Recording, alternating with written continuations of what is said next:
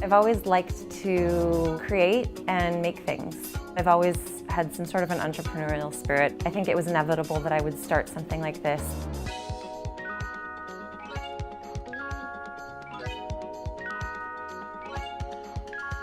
Back in 2009, I had just finished grad school. I have my master's in journalism, and it was right around the 2008 recession. I was looking for work. It was also around the same time that my husband and I were getting married in Greece.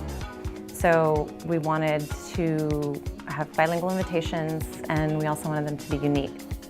At the time, I was taking a class at a local printing museum, and I thought, well, I could do this probably for myself.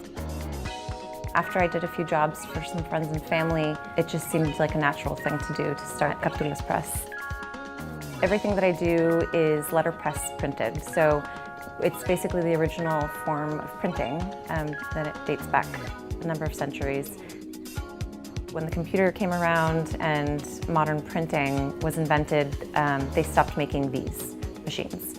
The old-timers who were doing this and were professionals in their field a number of years ago, they're all retiring now. So it's a piece of history that people like myself and our small community of letterpress printers, we've all sort of revived. A lot of what I do is wedding invitations, baptism invitations. I have greeting cards, and I also do art prints. I like to create artwork that has something to do with my roots. For me, Greece is not just a second home, but it literally is my other home. So I've done Greek island prints. I started with Kefalonia and kind of just started expanding based on demand and what people wanted.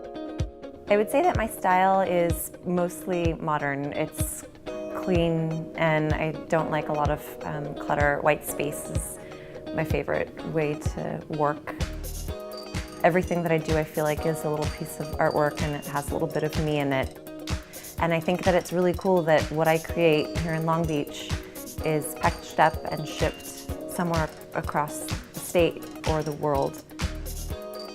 So one of my biggest challenges, I would say, is having a creative block.